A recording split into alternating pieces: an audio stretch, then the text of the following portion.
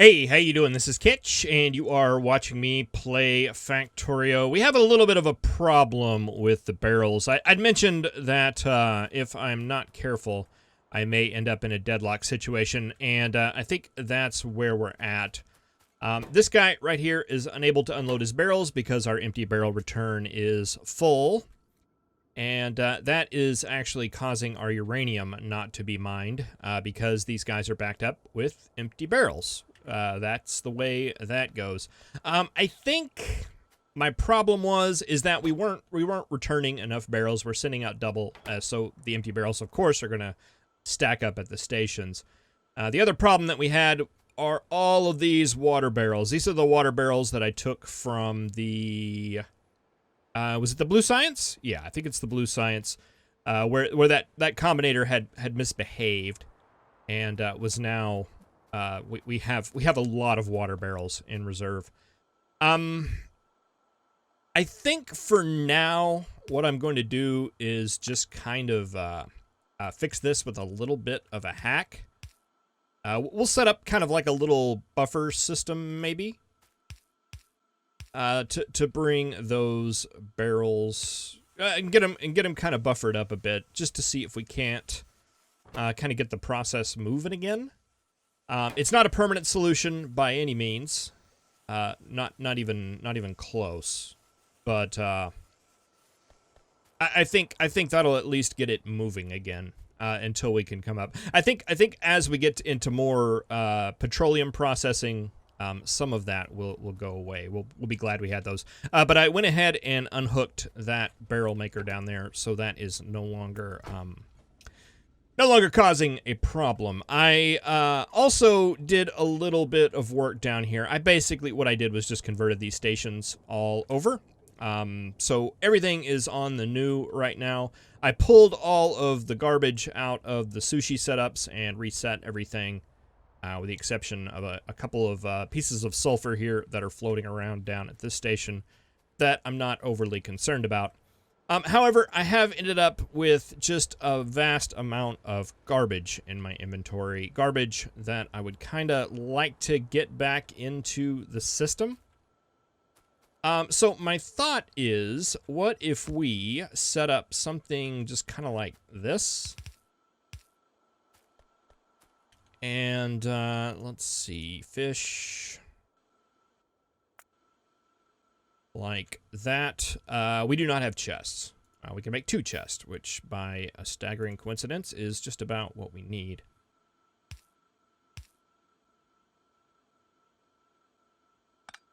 Actually, let's just put 1 down, and we'll do this right here just to break that up a bit.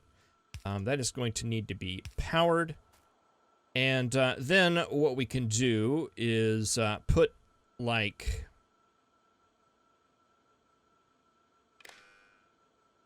a wire there and hook that up to the green network. And don't set it to enable disable, just set it to read the belt contents. Now what my thought with this is I'm going to take that inserter out of the way. I have like extra sulfur here. I have extra wire. I have extra plastic. Stuff that I'm not going to utilize really for anything, but stuff that is needed here. So I can put all this stuff in this chest. Empty barrels, coal, raw materials. I think there's better places to recycle those. But these intermediate products, like maybe some of the red circuits we can throw in there as well, maybe some of the greens. But we put those there and have that hooked up to an inserter that's putting it out on that line, and that'll get counted and put into with the regular count when they get added in, and that just kind of recycles them back. I think that's what I want to do. When I turn all this back on, I'm not quite ready to do that because I don't really want to deal with the power problems right now. Oh, you know what? I do want to do one more thing now that I'm thinking about it. Let's put an extra splitter right here so that the items, they get distributed onto both belts, the outside and the inside. And I think we can do the same for this one. This one's a little bit more complicated in that... Ooh, let's turn that off. There's a couple grenades hanging out here. I don't think those are counted because I should have reset the timer. But that's okay. We can bring them in the other way.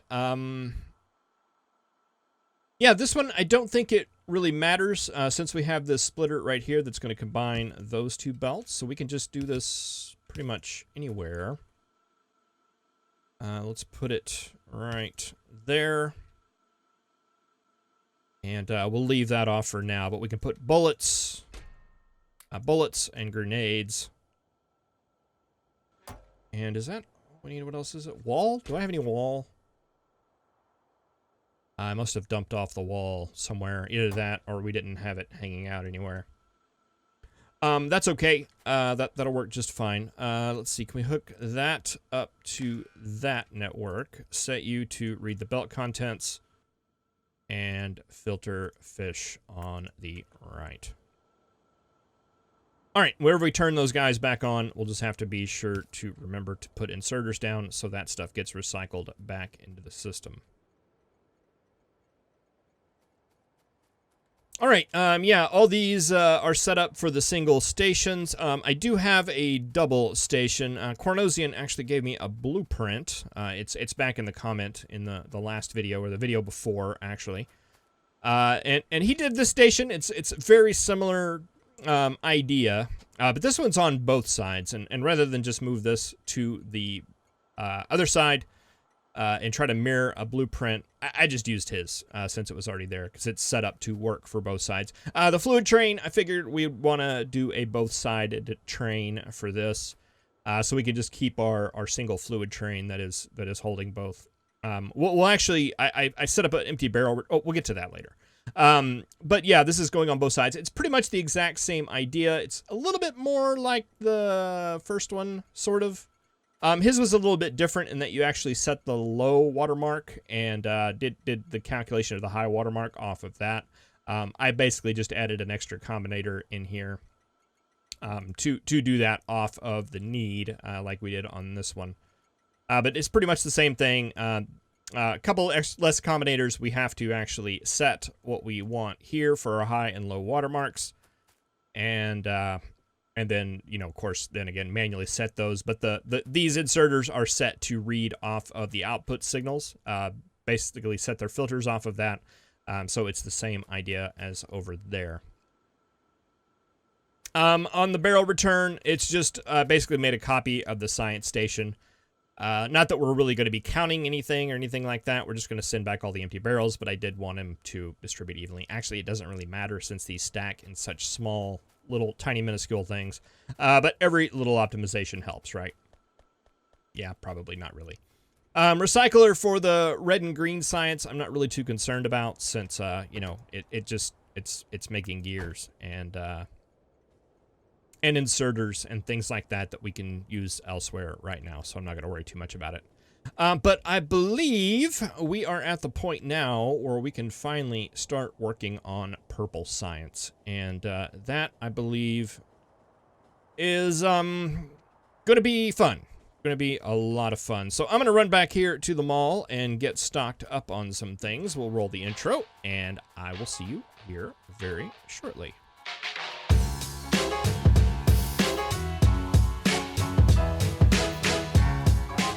All right, we are down here at the end of the line. Let's go ahead and remove some of this stuff and extend our line on down.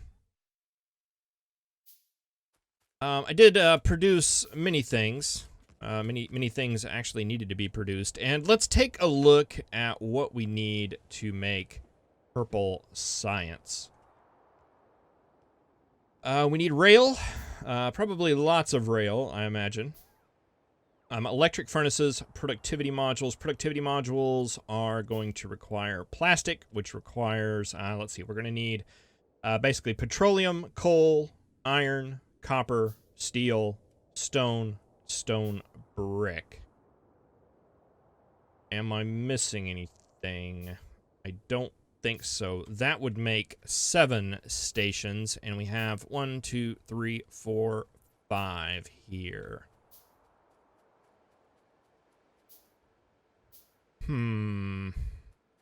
All All right, our blueprint for our big station is off of the old one. So let's just take a blueprint of... Let's do just basically the main one and another station like that right there. I think that'll give us a good start. And then we can just expand our stations out from there. And let's do this right here. Does this look good? Happy with it. All right, and let's just come up here and grab our train for real. And we'll go ahead and pull it on down.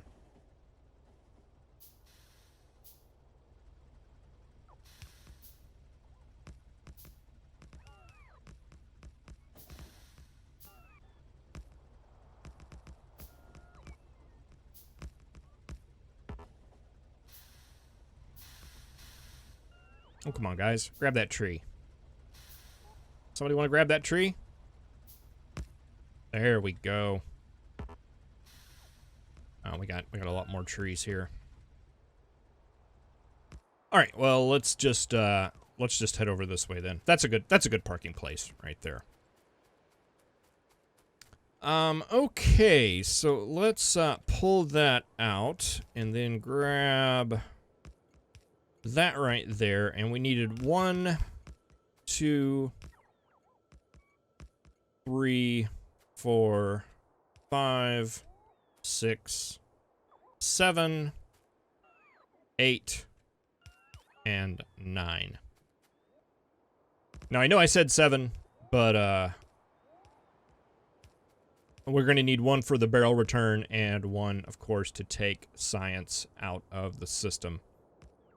All right, while that's moving, someone had asked a while ago about the numbers that that I use, what numbers, because they were trying to emulate it, and I have not answered yet. I will try to do that tonight, not only in this video, but actually in the comments. It's not something that I'm great at, but I want to explain, if you do not know where I get these numbers. This is a Factorio calculator. If you search it, it is basically this URL right here, the first part of it. I'll put a link in the description. But yeah, I at one point I had spreadsheets and stuff to calculate all this stuff, and this does the same thing. I don't consider it cheating at this point, because it's very well maintained and basically does exactly what it is that you want. So if you do want to use this website, basically first thing you want to do is click on the settings tab. Make sure you have the proper setup for the version of Factorio that you are currently running. That is very important. And then you can come and set some of these options. I've been using blues, but you can set the higher level tiers if you would like. For your base assembling machine, your preferred furnace, between steel and electric, I don't think it really matters unless you're using modules. It doesn't really matter for my calculations. And your preferred belt, that's something. And if you are using modules, there is a setting right here that's on your default beacon for speed modules. And you may think, I have 8 beacons around my factory, so I have an 8 beacon setup, so you might want to set it to 8. That is actually not the number of beacons, but the number of modules in the beacons. So you want to actually double that. So if you had 8, that would be 16. Very, very, very common mistake when using this calculator. But this number right here is the number of modules, not the number of beacons. So keep that in mind if you do use this. Whenever you get into doing like calculations with modules and things like that, that's when I started using this, because boy, your spreadsheet gets really complicated really fast. But basically what I've done is I have set this up to all of our sciences at 60 a minute, which is what we are currently targeting. And this basically gives you a nice big long list of everything that you need in order to accomplish all that. To add an item, you just come and hit this plus. I think by default it is red circuits, and it gives you a list of all the items. You just pick whatever item you want and how many items you want a minute. and it will tell you the number of factories and then add down here what you need in order to accomplish that. So basically, I have a bookmark that I've made of this page for the 60 items a minute. And generally, my process is whenever I'm doing something like this, I'll basically come over here and duplicate that tab. And then I'll narrow it down to the science that I'm working for. So in this case, we're going to be working on purple science. So I'm going to just X out everything but that. And for 60 items a minute, this gives me basically what we need. And basically starting out, really the numbers that I've been putting out on the network, the limits that I've been setting, are basically whatever this item is right here. The number of items I need a minute in order to produce this many. And it's been pretty good so far as keeping that production. Even though in a sushi setup, you kind of have to tweak some of these numbers in my experience. But for now, it's working fine. So I'm actually going to go ahead and leave that. Now, I'm going to flip back to the game here real quick because apparently we have built all that we can. So let's just move over here and let the robots work on that. Okay, so this is basically what we need for 60 purple science a minute. We're going to need 9.4 factories, or 10. It's basically what that equals. We're going to need 2.3 making the furnaces.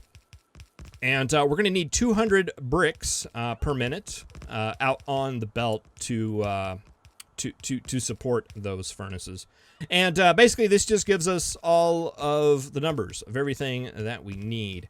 Now, there are some things that may be just a little bit misleading. Like this right here tells me that, actually, that's another example here. Let's go and look at stone. This says I need 700 items a minute, or 0.4 red belts out here in order to support that. And while that's true, it's not technically true for our setup, because it's actually calculating the stone that it needs to make these bricks. And we already made our bricks, so we actually don't need that much stone.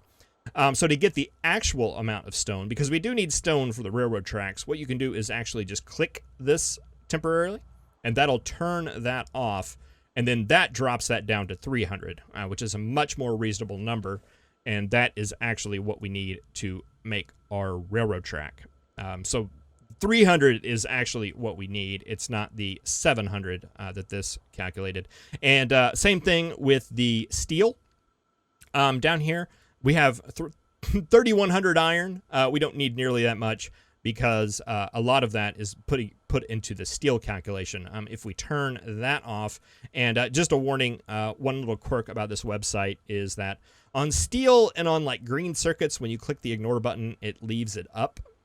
For reasons that are not clear to me. But if you can see, that actually drops that number down to like 660, I think it is behind there, 0.04 iron belts. And that's just going to stay there until you refresh, and then it'll come back. There we go. That disabled it. We have 650 iron right here, 0.4 iron belts. That's actually how much iron we need out here.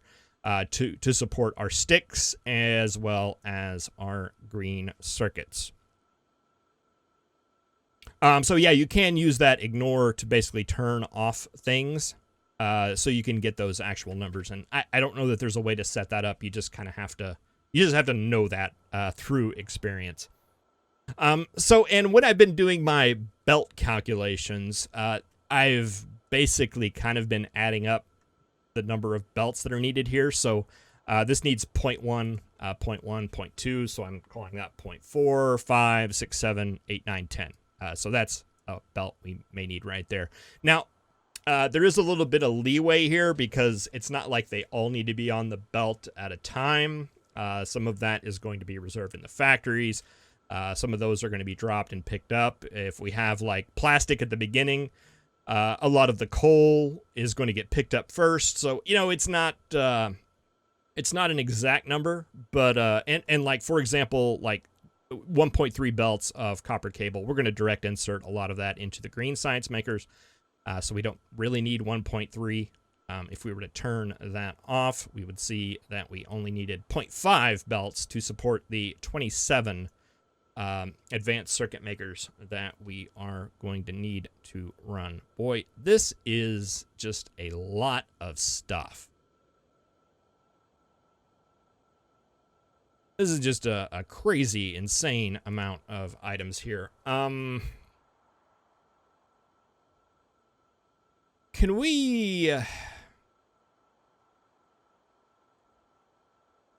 is there a belt precision? Let's flip that over to blue belt here real quick. I don't know that 0.1 is actually the... Does one of these control that? Okay, yeah. Oh, okay. This is like much better. Okay, that's more what I'm wanting to see. Okay, so that 0.1 is actually 0.034. The 0.1 of the electric furnace is actually 0.12.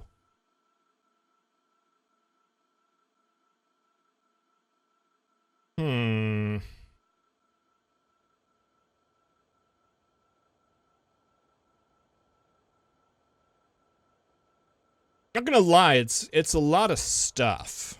It's actually a whole lot of stuff. I don't think 2 belts is going to cut it. I think we may have to look into doing more than that.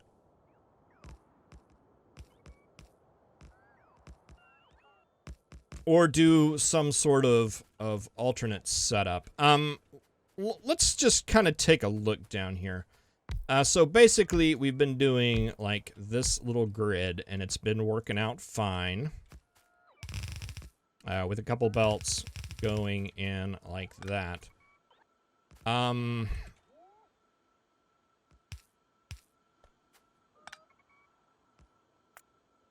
Let's kind of shorten our model here to make things a little bit easier. And we'd have some coming in and some going out.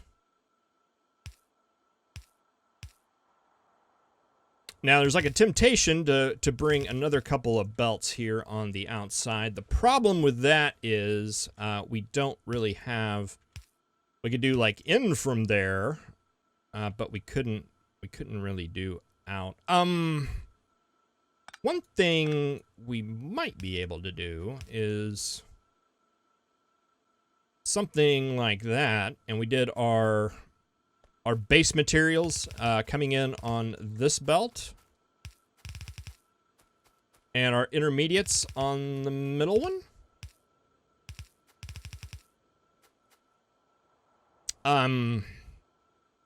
There's an idea.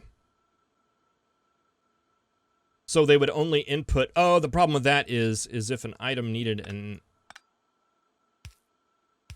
I think we'd have to do something more like that.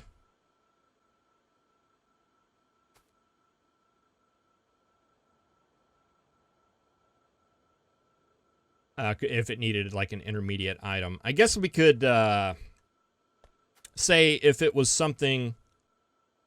well, let's hold that thought and let's come down here. Now, in the sushification series, whenever I was messing with this earlier, what I did was basically this kind of setup, right? Where we had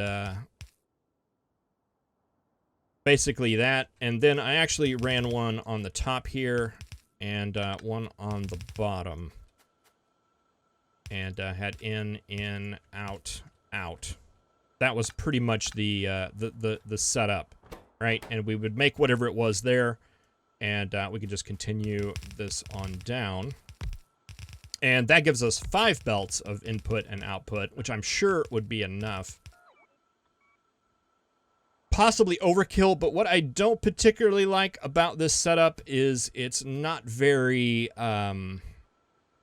It's not very good for direct insert. And I think there's a lot of things we're going to want to direct insert in this setup. I think of things like the iron sticks, which we need 2 factories of, and the rails, which we need 4 factories of. That's a pretty darn good ratio right there for doing direct insertion and basically preserving a potential 1.67 belts of belt space. And that track takes up a lot of space too. Let's see, there's 4 of those and 10 of those. That's not a very good insert ratio. And of course we want to do direct insert on the electronic circuits, and that leaves this one a little bit more desirable. Let's just kind of explore this idea a little bit.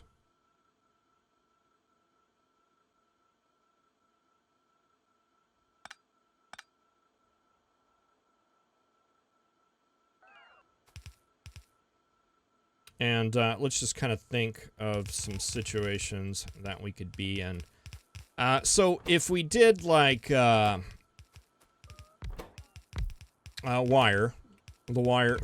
green circuit thing, right?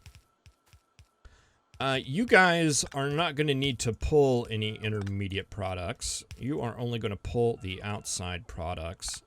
You're actually not going to spit anything out. And you are going to spit out intermediate products, but you are only going to be grabbing from the outside because you just need the iron.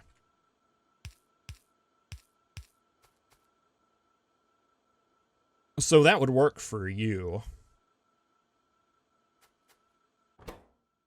And let's see, railroad track. You're kind of in a similar situation.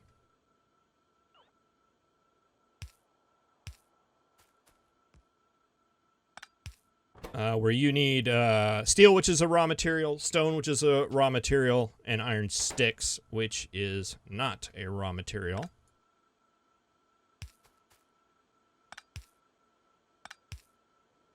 So you would work in that situation as well.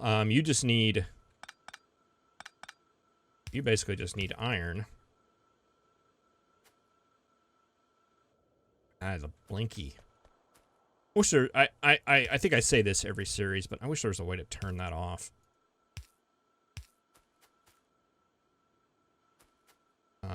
Boy, I can't even turn it off with power poles. What's going on here? Oh, do we not have... we missing a power pole? Let's go ahead and finish that up, because I can't stand the blinking anymore.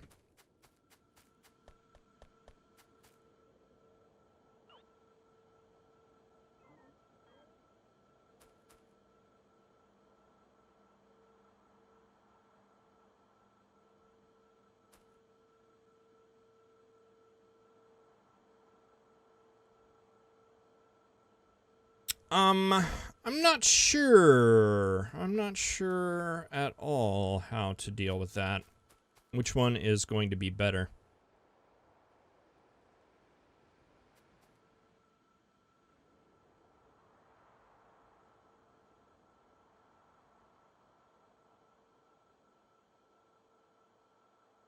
There may be other ways as well. What kind of concerns me about this is the long-handed inserters, that if they're going to be fast enough, I know there's 2 of them, but it's still going to be slower than not having long-handed inserters. This down here works, I know, but again, I'm kind of concerned about throughput. Let's see, where's our next level of logistics? It's right there, and of course we need purple science for that.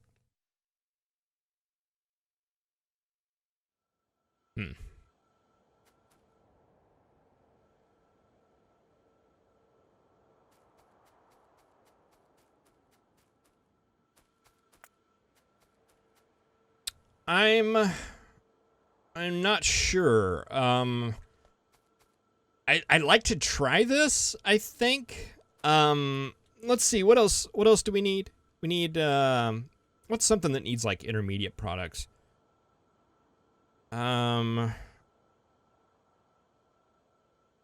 Let me put it this way. Let's say we'll call that 1. We'll call that 6. So that would be 0.7.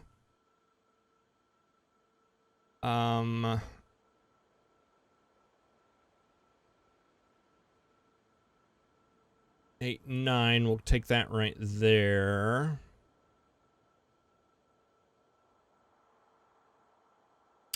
10, 11, 12, 13, 14, 15, 16, 17. So that's like almost 2 belts of raw materials, plus the petroleum. That's cutting it close, but that's about right. And as far as intermediates, that would be 3...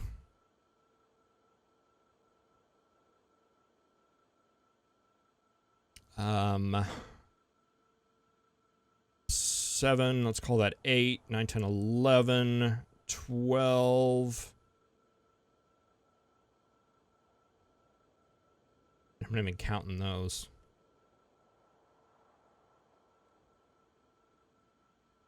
Boy, unless I'm missing something, I think we may have the belt space for this setup.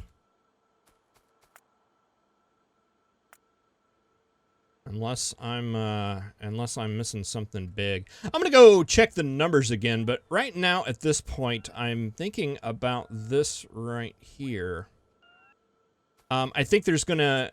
This looks like it gives us an opportunity because we're gonna have both sides of the belt here. It's gonna prefer the inside, but still both sides because those are gonna be our raw materials. And this gives us an opportunity to put little balancers here and there.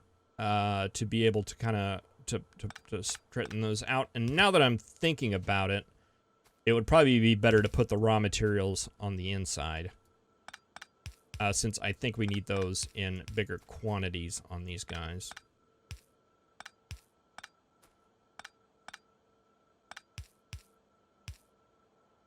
And you would actually send your stuff out to the outside belt. I think I like that better.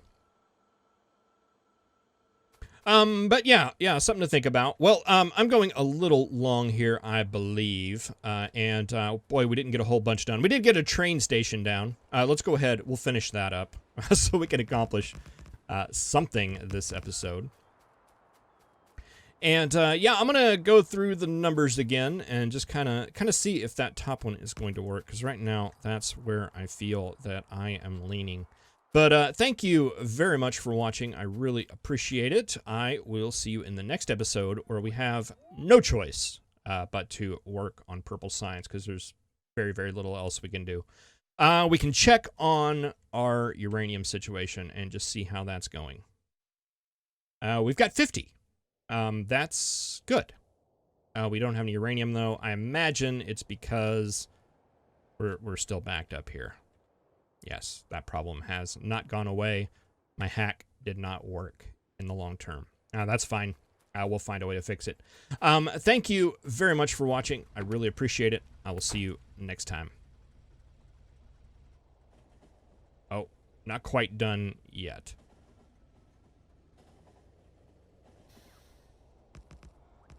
Oh gosh, we've got all kinds of work here to do. All right, thank you for watching. I'll see you next time. You can at least place the blueprint down. There we go. All right, have a good one.